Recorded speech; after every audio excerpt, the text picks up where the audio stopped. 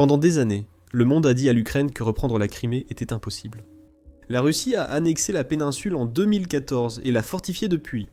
C'est un bastion stratégique en mer Noire, fortement défendu, profondément retranché et d'une valeur symbolique inestimable. Ils ont dit que la reprendre coûterait beaucoup trop cher à l'Ukraine.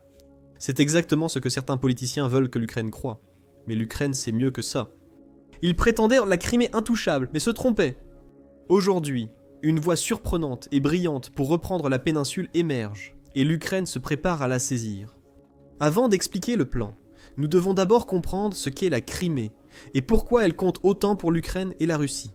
En 2014, la Russie a lancé une campagne d'agression contre l'Ukraine, prélude à l'invasion totale débutée par Poutine en février 2022. Le Donbass était une cible clé de cette première campagne, Poutine concentrant ses efforts sur l'agitation des forces séparatistes pro-russes à Donetsk et Louhansk. Cependant, la Crimée fut la victoire russe la plus significative de 2014 PL1. Les troupes de Poutine ont annexé la péninsule entre février et mars 2014. Tout a commencé le 20 février, lorsque le président du Parlement régional de Crimée, Vladimir Konstantinov, a déclaré qu'il n'excluait pas la possibilité que la péninsule soit rendue à la Russie. Le même jour, des milliers de combattants armés en uniforme non identifiés sont apparus dans la péninsule.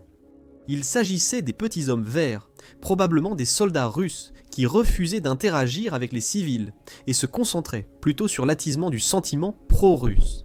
Peu après l'arrivée des hommes verts, le gouvernement intérimaire ukrainien a ordonné à ses soldats de quitter la Crimée. Entre 20 000 et 25 000 soldats ukrainiens ont évacué, abandonnant ainsi la Crimée au contrôle de Poutine. Aucun coup de feu n'a été tiré. La Russie contrôlait désormais la péninsule pour de nombreuses raisons. L'annexion illégale de la Crimée par la Russie est vue comme le premier pas vers l'invasion subséquente de l'Ukraine par Poutine. La majorité des pays ne reconnaît pas la Crimée comme territoire russe. Seuls quelques pays comme le Soudan et la Corée du Nord le font. Mais Poutine s'en moque. Pour le dirigeant russe, la Crimée est un lieu sacré que la Russie a passé des siècles à essayer de contrôler. La Russie contrôlait l'Ukraine à l'époque soviétique, mais a perdu ce contrôle lorsque l'Union des républiques socialistes soviétiques s'est effondrée et que l'Ukraine est devenue indépendante. Pour Poutine, la Crimée revêt une grande importance stratégique ainsi que symbolique. Lors de l'invasion russe de l'Ukraine, la Crimée était vue comme cruciale pour la réussite du pays. Le contrôle de la Crimée était considéré comme la clé pour s'emparer de l'Ukraine à cette période, ce qui semblait logique. La Crimée offrait à Poutine des ports pour déployer la redoutable flotte russe de la mer Noire. Cette flotte de navires suffirait amplement à submerger la petite marine ukrainienne, qui compte environ 90 unités. Et il ne s'agit guère plus que d'une collection de patrouilleurs, de dragueurs de mines et de corvettes, selon Global Firepower. La Russie contrôlerait la mer Noire, et ce contrôle lui offrirait deux avantages, la capacité d'envoyer des armes et des fournitures vers le territoire ukrainien, ainsi qu'une influence sur le commerce ukrainien. Le premier de ces avantages est évident. La Crimée devait servir de centre à partir duquel la Russie pouvait renforcer son invasion dans le sud de l'Ukraine. Les fournitures et les soldats arriveraient dans la péninsule depuis la Russie avant d'être envoyés en Ukraine. Quant à la question commerciale, Vladimir Poutine comptait utiliser la Crimée comme un moyen d'empêcher l'Ukraine de gagner de l'argent. Et Vladimir Poutine n'avait pas tort. Avant la guerre, près de 70% des exportations ukrainiennes, dont 90% des produits agricoles passaient par la mer Noire. Coupez ce transit et vous coupez la bouée de sauvetage économique de l'Ukraine. Tel était le plan de Poutine lors de son invasion totale de l'Ukraine, mettant le pays face à un dilemme. Comme mentionné précédemment, la pensée traditionnelle veut que le contrôle de la Crimée mène au contrôle de l'Ukraine. Le défi pour l'Ukraine est que récupérer la Crimée paraissait irréalisable.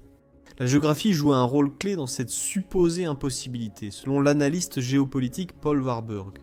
La Crimée est probablement la portion du territoire ukrainien la plus difficile à attaquer, et dont la portion la plus coûteuse à reprendre au contrôle russe, affirme Paul Warburg. Il a raison. La péninsule de Crimée est seulement accessible par un point d'étranglement étroit dans la mer Noire, selon l'analyste. C'est idéal pour Poutine. La Russie n'aurait qu'à fortifier ce point d'étranglement pour garder la Crimée. Toute attaque ukrainienne, que les traditionalistes estiment devoir impliquer l'envoi de dizaines de milliers de soldats à travers ce point d'étranglement, entraînerait beaucoup trop de morts pour que l'effort en vaille la peine, même si l'Ukraine réussissait une telle attaque.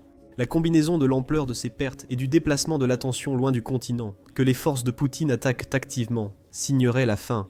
Pour l'Ukraine, reprendre la Crimée pourrait entraîner la chute du reste du pays, et dont la perte à nouveau de la péninsule.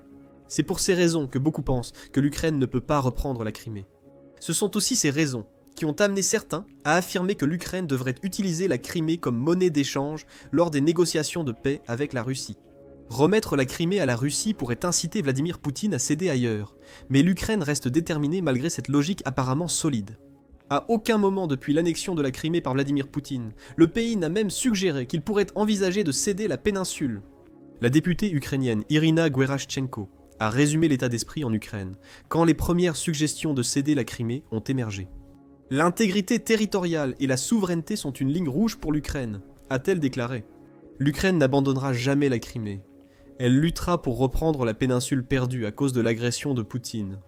Compte tenu de tout cela, est-ce seulement possible ? Un assaut traditionnel sur la péninsule est impossible en raison du coût humain énorme qu'il faudrait payer. Selon la majorité des sources, la Russie contrôle illégalement la Crimée et ne perdra pas ce contrôle lors d'un affrontement direct. Et pourtant, l'Ukraine se prépare à reprendre la Crimée. C'est un plan imprévisible, devenu possible uniquement grâce à la décision de Poutine d'envahir l'Ukraine. C'est précisément l'invasion que Poutine a pu lancer grâce à son annexion de la péninsule en 2014 qui va finalement s'avérer être la perte de la Russie en Crimée. Vous ne le sauriez pas si vous écoutiez les experts. En février 2023, Adam Smith, principal démocrate à la commission des forces armées de la Chambre des représentants aux États-Unis, a déclaré « Je pense qu'il y a plus de consensus qu'on ne le croit sur le fait que l'Ukraine ne va pas reprendre militairement la Crimée », a ajouté Smith. L'idéal serait un accord pour une Ukraine unie avec des garanties de sécurité. La question cruciale est, pouvons-nous les obtenir ? Une sécurité permettant aux États-Unis et alliés de l'Ukraine de continuer à former et armer le pays.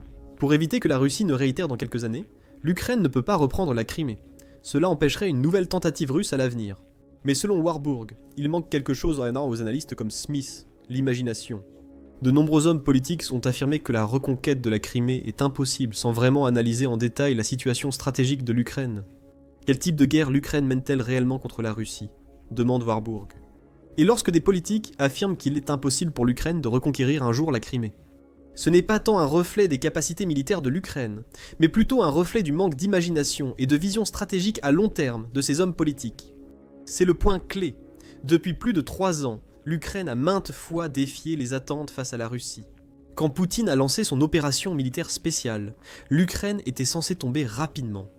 Certains aux États-Unis le pensaient aussi, notamment l'ancien chef d'état-major interarmé, le général Mark Milley. Quelques semaines avant l'invasion de l'Ukraine par les forces russes, il était affirmé que Kiev pourrait tomber en 72 heures en cas d'invasion à grande échelle de Poutine. Nous savons maintenant que ces 72 heures étaient une erreur, loin de la réalité. Après presque 3 ans et demi, l'Ukraine résiste toujours à l'invasion russe. Avec cela en tête, Warburg dit qu'il est important de repenser la façon de voir la Crimée.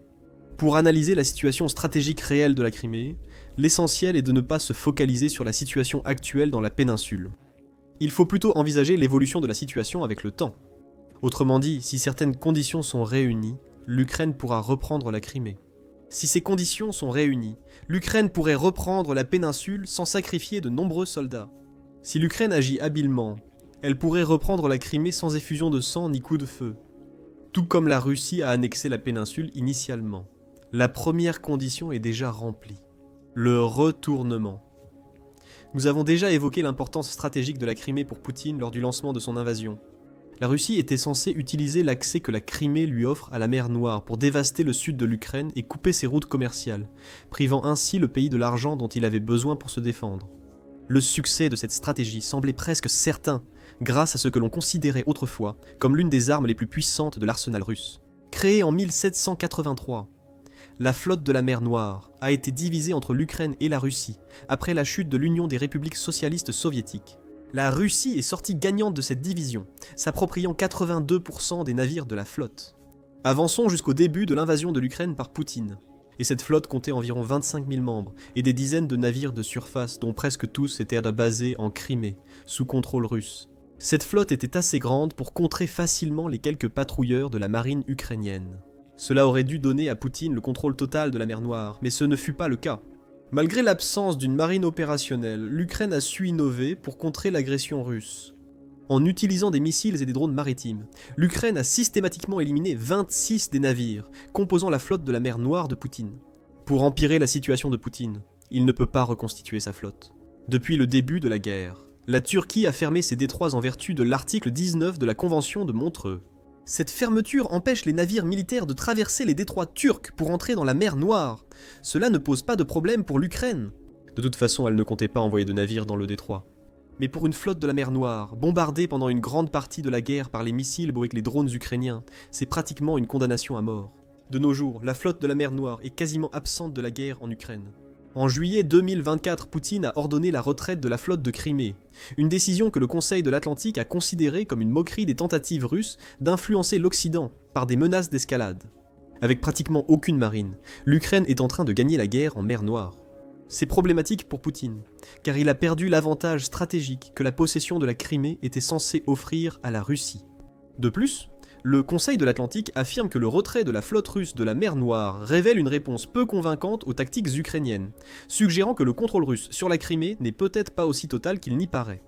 La perte de contrôle sur la mer Noire crée un problème d'approvisionnement en Crimée, une condition nécessaire pour que l'Ukraine puisse exécuter ses plans de reprise de la péninsule. L'avantage stratégique de l'Ukraine pour attaquer la Crimée est ironiquement lié au point d'étranglement qu'elle doit franchir pour lancer une offensive majeure. Ce point d'étranglement permettrait aux Russes de canaliser les troupes ukrainiennes dans des zones de tir, leur infligeant de lourdes pertes. Cet accès limité crée également un risque majeur de problèmes d'approvisionnement à travers la péninsule, explique Warburg. La seule façon d'acheminer la majeure partie de l'eau vers la Crimée est par des canaux qui doivent passer par ce même point d'étranglement étroit. Ces canaux sont évidemment très faciles à bloquer et à endiguer, ce qui permet essentiellement de couper la source d'eau qui alimente la péninsule de Crimée. Une opportunité se présente grâce à ces canaux, en les coupant, ce qui est désormais possible. Étant donné le manque de contrôle de la Russie sur la mer Noire, l'Ukraine peut potentiellement priver la Crimée d'eau. Et c'est un problème pour Poutine, car la Crimée a déjà de gros problèmes d'eau.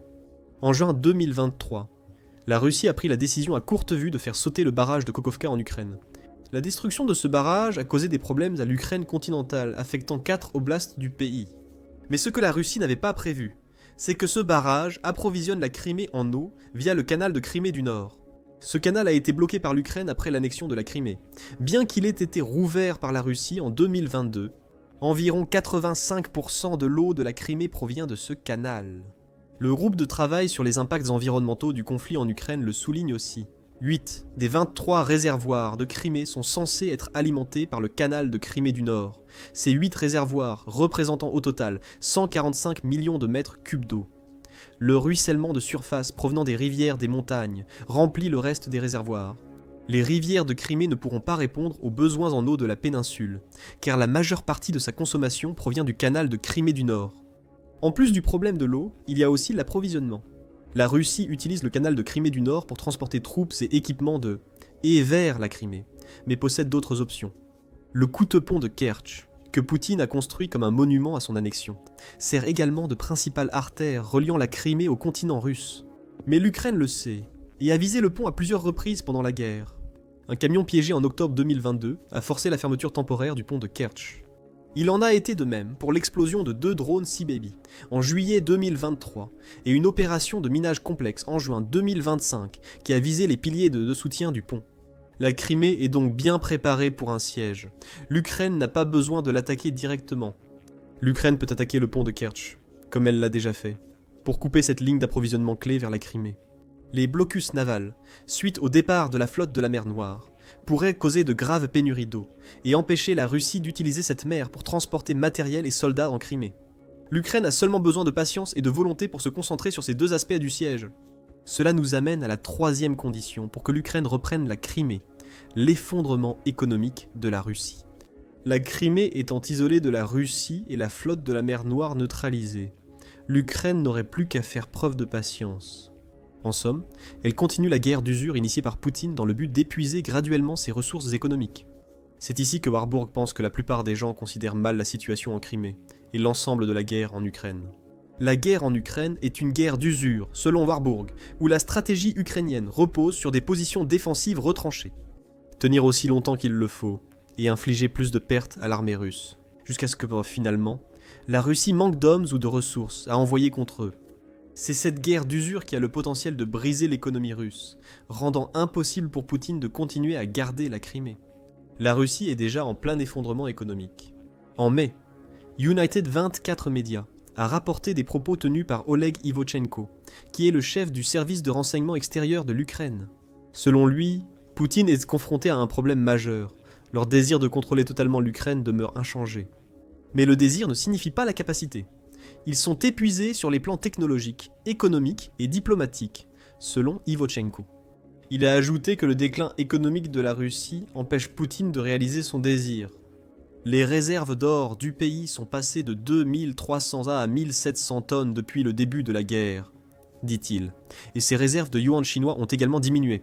Le fonds de richesse nationale de la Russie a chuté à 38 milliards de dollars contre 150 milliards avant la guerre. Selon lui, durant les 3 premiers mois de 2025, la Russie a dépensé environ 5 milliards de dollars pour la guerre. Ce sont des problèmes graves pour l'économie russe, déclare Ivochenko. Nous anticipons d'ici fin d'année de sérieux problèmes financiers, un manque de personnel et une possible crise dans l'énergie et les services publics. Autrement dit, il y a une limite à la durée pendant laquelle Poutine peut financer son invasion. La fin de 2025 semble être le point de bascule. Nous ne pouvons pas ignorer non plus les propos de Warburg sur le nombre massif de pertes en Russie. En juin, la Russie a officiellement perdu son millionième soldat, tué, blessé ou capturé. Le ministère des Finances ukrainien affirme que le nombre de pertes s'élève à 1 045 220 au 23 juillet. Les pertes de soldats aggravent la pression financière sur la Russie, car ils doivent être remplacés. Poutine verse à ses soldats sous contrat des salaires mensuels très élevés, ainsi que des primes d'engagement allant de 30 000 à 40 000 dollars. Il a aussi promis des indemnités aux familles endeuillées en Ukraine. Ajoutez à cela le coût des énormes pertes en matériel militaire de la Russie, car elle dépense des milliards de dollars pour remplacer l'équipement que l'Ukraine détruit. La guerre d'usure déclenchée par Poutine revient maintenant hanter la Russie. L'Ukraine pourrait tirer parti de cette crise économique pour reconquérir la Crimée. Elle n'a qu'à attendre, car chaque jour de guerre coûte plus cher à la Russie. Cela, combiné à la situation en mer Noire et à l'éventuel isolement de la Crimée, affaiblirait davantage la position russe sur la péninsule. L'Ukraine a un plan qui n'inclut pas l'attaque de la Crimée aujourd'hui. Les attaques directes contre un territoire ne sont pas du tout les tactiques de l'Ukraine. Envoyer des soldats dans un hachoir à viande sans fin, c'est l'approche de Poutine. L'Ukraine va attendre. Elle laissera Poutine affaiblir son pays chaque jour un peu plus à cause de la guerre qu'il a déclenchée. Finalement, le concept de reprendre la Crimée passera de l'impossibilité que la plupart des traditionalistes supposent à une option viable pour l'Ukraine. Poutine sera forcé de venir à la table des négociations lorsque l'économie russe s'effondrera. Et avec sa position en Crimée déjà affaiblie par la perte de la flotte de la mer Noire et potentiellement encore plus affaiblie par un siège ukrainien, il n'aura qu'une seule option, rendre le territoire à l'Ukraine. S'il ne le fait pas, l'usage récurrent des drones ukrainiens et un potentiel siège pourraient susciter la colère de la population en Crimée. Cette colère pourrait mettre fin à l'annexion du territoire par la Russie si l'Ukraine n'y parvient pas plus directement. La situation empire pour Poutine, avec l'apparition de signes d'effondrement économique en Russie. Les troupes russes en difficulté recouvrent maintenant leurs chars de bois pour les protéger des drones ukrainiens.